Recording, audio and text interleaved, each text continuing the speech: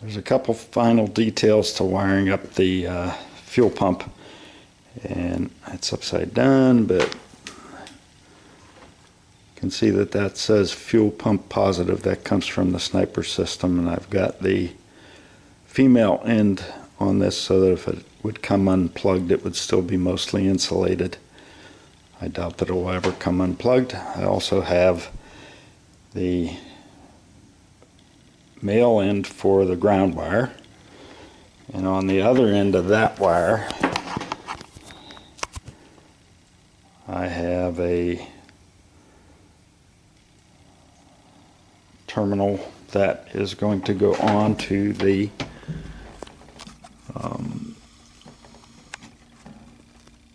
you can see it under the red wires. It's the grounding block that I put in. I'm going to put that as close to the battery as I can, and then the fuel pump will be completely wired temporarily. I'm leaving this blue wire that goes to the fuel pump positive long so that whenever I put the carpet in,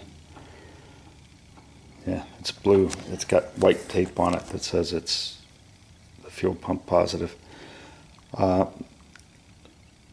So I'm leaving it long because when I put the carpeting in, I'll shorten it and hook it up the way I want it to be finally. I haven't quite decided whether I'm going to just use a solder type connector or whether I'm going to use a removable that I can unplug. Really shouldn't be any reason I should have to unplug those lines once I get them in. There are lines in the back, or connectors in the back, that you can unplug the fuel pump should you need to replace it. I was undecided about whether I should video this part, but I am going to do it.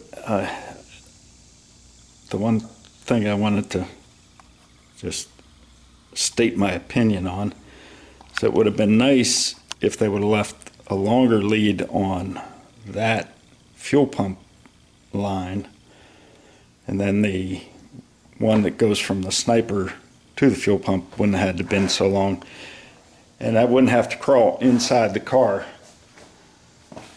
to connect that and heat shrink it. So I think I was having a thought that maybe I wouldn't have to disconnect these when I put the carpet in, but that's a thought that I guess I shouldn't have had, because there's no way to get the carpet around it without disconnecting it. So, but at any rate, I'm going to connect these, and then I'm going to heat shrink them so that it will be ready for firing it up when I get to that point.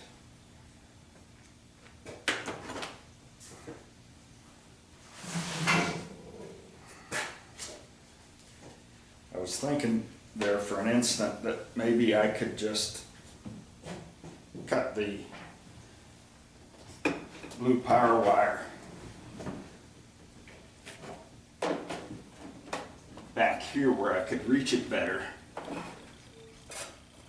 when I'm ready to do that, but I do have to get that through that grommet, so that's not going to be possible.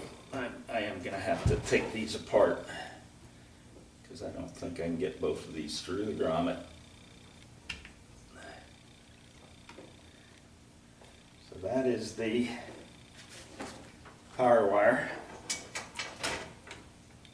and I will take the ground wire. The ground wire I have going to the battery is much thicker than the wire that's attached to the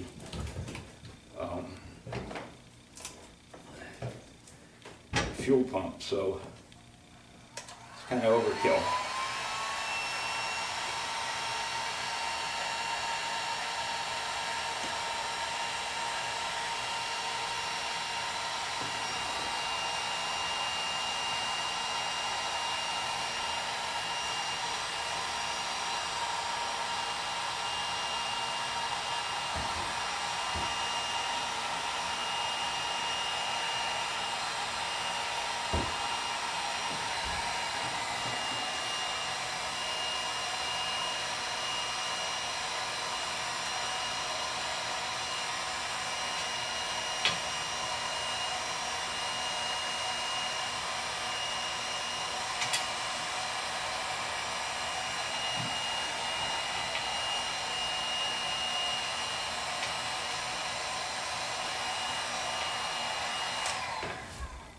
I had to use the blue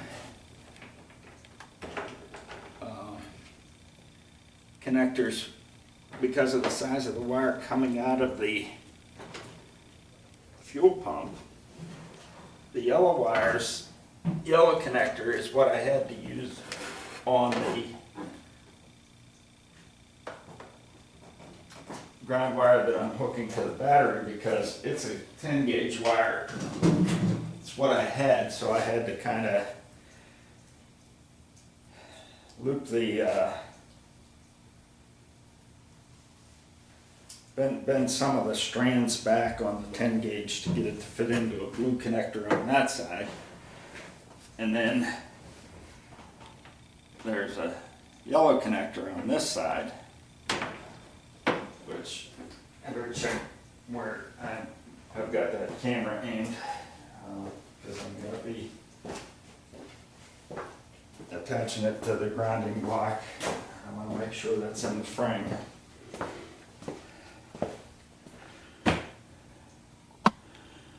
Good thing I checked, because the grounding block is over here.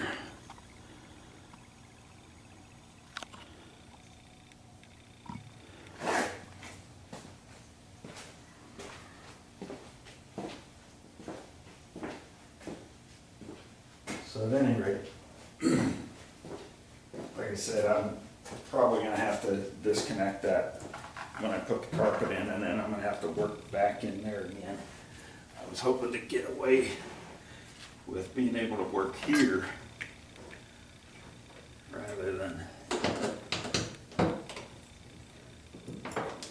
way up under the, I think it'll be a little easier once I've got the front carpet in. I'll have something softer to kneel on, and the other part of it is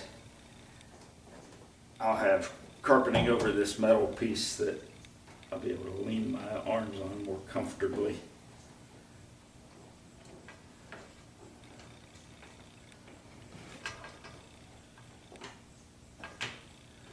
Okay, let's not tangle them around anything.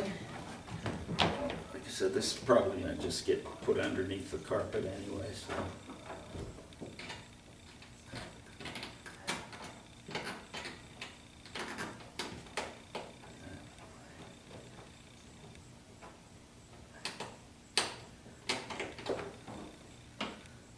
Crowded back here. Oops. Before I do that, I should shrink it. I didn't do that.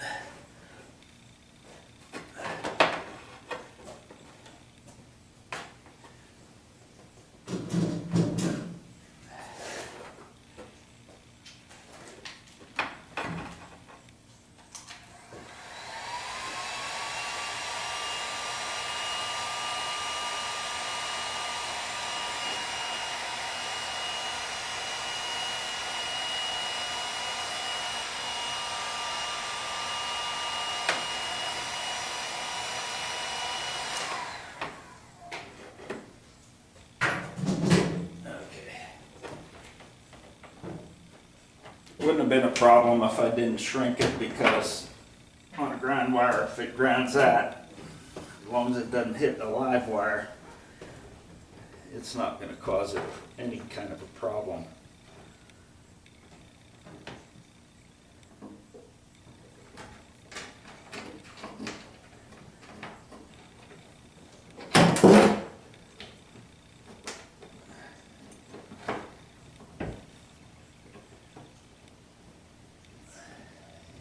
lost the wire that's supposed to be on that terminal.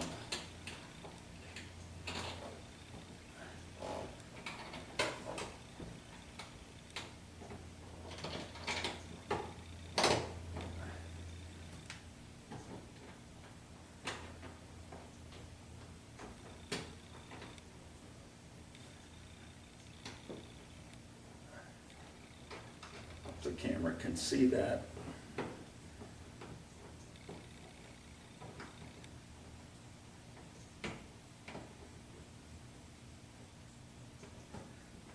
Like I said, after this is on, except for the final adjustment of the lengths of these wires,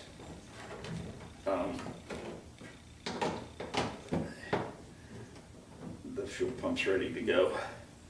I do have another video of inserting the wire in a wire loom that exists already, that I took a while ago. I've been saving it up to combine it with some place where it made sense to show it, so I think I'm going to combine that with this clip. And so there's more to look forward to. So I'm putting the looms in the front of the car there. I forgot to put the wire that goes to the air conditioner trinary switch on in the loom. And I just wanted to show you, I don't think you can see this end, but it's kind of opposite of what I'm doing here. I first slipped the wire into the loom through the taped up part, and then I reached in and pulled it up out of the loom, and then I'm going to put it over to the other end, insert it back, and have it come out the end of the loom. And once I grab that, I'm just going to come and make sure that I'm in the video. I'm just going to pull on it, and it'll pull it down into that loom. Now you can do that. You can do that anytime you have a loose end that you can insert through the taped up part. Insert it back into the slit to go through the end of the taped up part. Once you pull that, you just pull that right through the loom, and it's in. Now, if you would happen to do that and this wire was attached on both ends so that you couldn't insert it, pull it out of the loom and then insert it back in, you would have to untape it and just push it through the slit the entire way.